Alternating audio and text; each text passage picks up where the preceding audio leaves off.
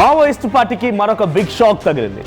ఈరోజు తెలంగాణ డీజీపీ శివధర్ రెడ్డి ఎదురుగా మరో 40 మంది కీలకమైనటువంటి మావోయిస్టులు లొంగిపోబోతున్నారంట. దాంట్లో రాష్ట్ర కమిటీకి సంబంధించినటువంటి వాళ్ళు ఉన్నారు, ఛత్తీస్గఢ్కి సంబంధించిన వాళ్ళు ఉన్నారు, మరొక కేంద్ర కమిటీ సభ్యుడు కూడా ఉన్నారనేటువంటి చర్చ మొదలైంది. మధ్యాహ్నం 2:30 సమయానికి తెలంగాణ డీజీపీ మీడియా సమావేశం ఏర్పాటు చేసి వారిని మీడియా కూడా చూపించే అవకాశం ఉంది.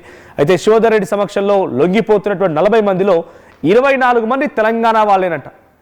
24 మంది తెలంగాణ రాష్ట్రానికి సంబంధించిన వాళ్ళే ఉన్నారట. సో పోలీసు అదుపులో అగ్రనేతలు ఉన్నారా లేదా అనేది ఇంకా క్లారిటీ లేదు. సో తెలంగాణలో మొత్తంగా 59 మంది మావోయిస్టులే ఉన్నారనేది గతంలో తెలంగాణ డీజీపీ చెప్పిన మాట. సో తెలంగాణ రాష్ట్రం నుంచి మావోయిస్టు పార్టీగా వైపుగా వెళ్ళి అక్కడ ఉన్నవారు 59 మందే. సో ఆ 59 మందిలో ఇప్పుడు 24 మంది ఈరోజు వాళ్ళు చెప్తున్న ప్రకారంగా లొంగిపోతున్నారంటే ఇంకా అతి తక్కువ మందే మావోయిస్టు పార్టీ వైపుగా ఉన్నారు. సో వారందరూ కూడా త్వరలోనే మేము మావోయిస్టు పార్టీలో నుంచి బయటకు తీసుకొచ్చి జనజీవన స్రవంతిలో కలుపుతామనేది పోలీసులు చెప్తున్నమాట. ప్రస్తుతం కేంద్ర కమిటీలో ఉన్నటువంటి వాళ్ళు గణపతి, దేవ్జీ, మల్లా రాజిరెడ్డి అండ్ పాక హనుమంతు, పస్నూర్ నరహరి. సో మరి వీరిలో ఎవరైనా ఈరోజు పోలీసుల ఎదుట లొంగిపోతున్నారా అనేది ప్రధాన చర్చగా ఉంది. సో మరోవైపు రాష్ట్ర నాయకత్వానికి సంబంధించి కూడా ఉన్నారనేటువంటి ఒక మాట వినిపిస్తున్న నేపథ్యంలో బడే చొక్కారావు పోలీసు ఎటు లొంగిపోతున్నారా అనేటువంటి ఒక చర్చ కూడా జరుగుతోంది, ఒక అనుమానం కూడా అందరిలో మొదలైంది. సో ఇప్పటివరకు పోలీసులు చెప్తున్న ప్రకారంగా 40 మంది మాత్రం లొంగిపోతున్నటువంటి సమాచారం ఉంది, కానీ ఎవరు లొంగిపోతున్నారు, వాళ్ళు ఏ స్థాయిలో ఉన్నారనేది ఇంకా క్లారిటీ లేదు. బట్ యాజ్ ఆఫ్ నౌ మనకున్నటువంటి ఇన్ఫర్మేషన్ ప్రకారంగా 3 రాష్ట్ర కమిటీ నాయకులతో పాటుగా మిగిలినటువంటి వారు కూడా కింద మావోయిజంలో సభ్యులుగా ఉన్నవారే. సో 24 మంది తెలంగాణ రాష్ట్రానికి సంబంధించిన వారు, 16 మంది ఛత్తీస్గఢ్ రాష్ట్రానికి సంబంధించిన వారు. సో మొన్న కొమరంభీం, ఆసిఫాబాద్ జిల్లా సిర్పూర్లో పట్టుబడ్డటువంటి ఆ 16 మంది మావోయిస్టులను కూడా ఈ రోజే మీడియా ముందు ప్రవేశపెట్టే అవకాశం ఉంది. సో 40 మంది ఆయుధాలతో లొంగిపోబోతున్నారనేటువంటి మాట తెలుస్తున్న నేపథ్యంలో ఇది ఒక బిగ్గెస్ట్ నెంబర్ అని చెప్పాలి. తెలంగాణ రాష్ట్రంలో ఈ రోజు లొంగిపోతున్నటువంటి వారి సంఖ్యలో చాలా బిగ్గెస్ట్ నెంబర్ ఇది. అట్ ది సేమ్ టైం చాలా కీలకమైన నేతలు ఉన్నారట. మా ప్రతినిధి నిర్మల కూడా ఉన్నారు ఫోన్ లైన్లో. నిర్మల, ఈరోజు లొంగిపోతున్నటువంటి దాంట్లో ఎవరైనా కీలకమైన నేతలు ఉన్నారా? పోలీసులు ఏదైనా కీలకమైన నేతల పేరు చెప్తున్నారు. రాష్ట్ర నాయకత్వం అని అంటే తెలంగాణ రాష్ట్రానికి సంబంధించి రాష్ట్ర కార్యదర్శిగా నిర్వహిస్తోంది బడే చొక్కారావు అలియాస్ దామోదర్. సో ఆయన పేరేమైనా వినిపిస్తోందా? ఎస్ మనోజ్, నిజంగానే, ఎందుకంటే తను కూడా లొంగిపోతున్నారు అని తెలుస్తుంది. ఇప్పుడు జరుగుతున్నటువంటి కాల్పుల్లో కూడా భయపడిపోయి అందులో ప్రజాదరణ కూడా తగ్గిపోయింది అని చెప్పేసి కూడా మావోయిస్టులు అందరూ కూడా దాదాపు 40 మంది వరకు లొంగిపోయే అవకాశం ఉంది. అది కూడా డీజీపీ ఎదురుగా కూడా వాళ్ళు లొంగిపోయే అవకాశాలు కనిపిస్తున్నాయి. కాబట్టి మరి శివధర్ రెడ్డి కూడా ఈరోజు మధ్యాహ్నం ప్రెస్ మీట్ పెట్టి అన్ని వివరాలు కూడా తెలియజేస్తాము అని చెప్పేసి కూడా చెప్తూ ఉన్నారు. మరి ఈ మావోయిస్టులు గతంలో కూడా దాదాపు 60 మంది వరకు తెలంగాణ రాష్ట్రం నుంచి కూడా లొంగిపోయినట్టుగా తెలుస్తూ ఉంది. ఇప్పుడు మాత్రము 24 మంది తెలంగాణ రాష్ట్ర మావోయిస్టులే లొంగిపోవడం జరుగుతుంది ఈరోజు అనేది కూడా ఇప్పుడు చర్చనీయాంశంగా మారింది అని కూడా చెప్పుకోవచ్చు.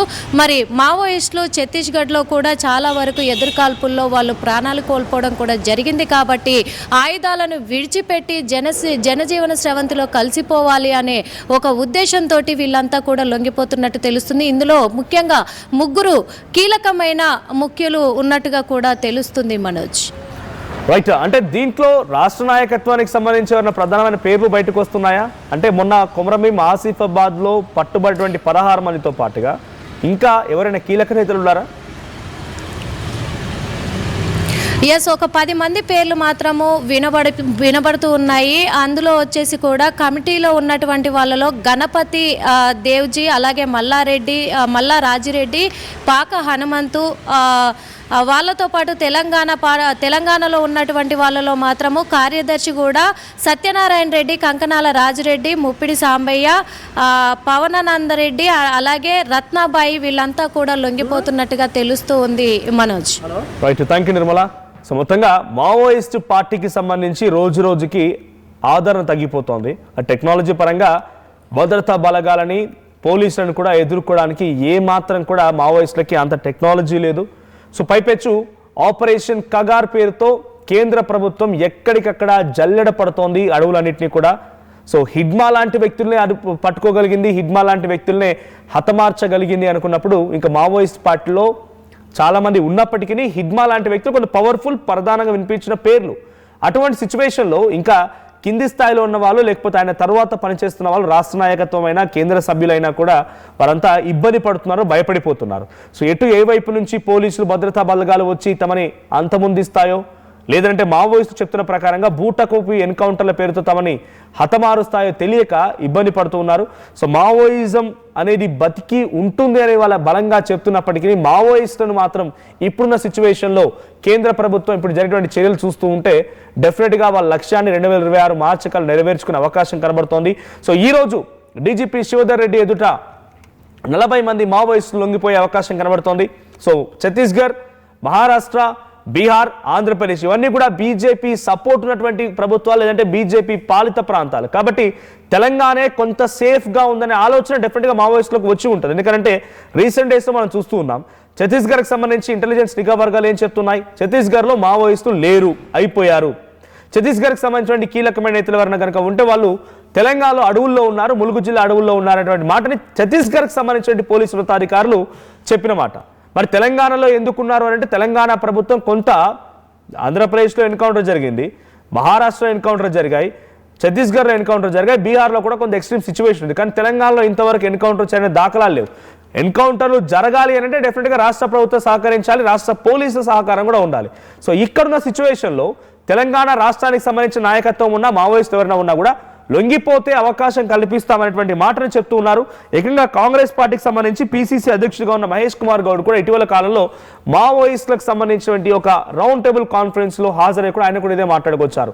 ఒకవేళ కనుక వాళ్ళు జనజన స్రవంతిలోకి వస్తారంటే ఆహ్వానిస్తున్న ఈ సమయంలో ఇంకా అడవి బాట పట్టి అడవిలో పోరాడాల్సిందేం లేదు, ప్రజల మధ్యకు వచ్చి ప్రజలతో మమేకమై మీరు ప్రభుత్వాలపై పోరాడండి అని చెప్పేటువంటి మాటని ఆయన కూడా మాట్లాడడం కాంగ్రెస్ పార్టీ నాయకులు, కాంగ్రెస్ పార్టీ ప్రభుత్వం, కేంద్ర అధిష్టానం నాయకత్వం కూడా ఇదే రకమైనటువంటి, అంటే కాంగ్రెస్ అధిష్టానం కూడా ఇదే రకమైనటువంటి ఆలోచనతో ఉందనే భావనలో మావోయిస్టులు ఉన్నారు. అందుకే వాళ్ళు తెలంగాణను ఒక ఆప్షన్గా ఎంచుకొని ఇక్కడ రావడానికి, ఇక్కడ వాళ్ళ యొక్క లొంగుబాటు జరగడానికి వాళ్ళు అంగీకరిస్తున్నట్టు కనబడుతోంది. సో ఈ రోజు 40 మంది లొంగిపోతున్నారు. మరి 40 మందిలో ఎవరైనా కీలకమైన నేతలు ఉంటారా ఏంటి అని చూడాల్సిన అవసరం అయితే ఉంది. బట్ యాజ్ ఆఫ్ నౌ 16 మంది కొమరభీం ఆసిఫాబాద్లో పట్టుబడ్డ దాంట్లో మావోయిస్ట్ సంబంధించినటువంటి పార్టీకి రాష్ట్ర నాయకత్వానికి ఒక కీలకమైన నేతగా ఉన్నటువంటి సీనియర్, సో 23 ఏళ్ల అనుభవం ఉన్నటువంటి రవి, ఎర్రగొల్ల రవి అనేటువంటి ఒక వ్యక్తి ఉన్నారంటే ఒక పేరైతే తెలుస్తోంది. సో దాంతో పాటుగా బడే చొక్కారా ఉన్నారా లేదా, సో ఏంటి ఎవరెవరు రాష్ట్ర నాయకత్వానికి సంబంధించిన వారు రోజు లొంగిపోతున్నారని చూడాల్సిన అవసరం అయితే ఉంది. సో కేంద్ర కమిటీ సభ్యులు కూడా ఒకరున్నారట. మరి కేంద్ర కమిటీ సభ్యులు ప్రస్తుతానికి తెలంగాణ రాష్ట్రం నుంచి కేంద్రంలో పనిచేస్తున్న దాంట్లో గణపతి, దేవ్జీ, మల్లా రాజిరెడ్డి, పాక హనుమంతు అండ్ పస్నూర్ నరహరి. మరి వీరిలో ఎవరైనా ఈ రోజు లొంగిపోతున్నారనేది చూడాల్సిన అవసరం అయితే ఉంది. చరిత్ర సృష్టించినోడు ఇప్పుడు ఆ చరిత్రని తిరగరాయబోతున్నాడు. అబద్ధాల గోడల్ని బద్దలు కొట్టి నిజాలను రాగా మీ ముందుంచబోతున్నాడు.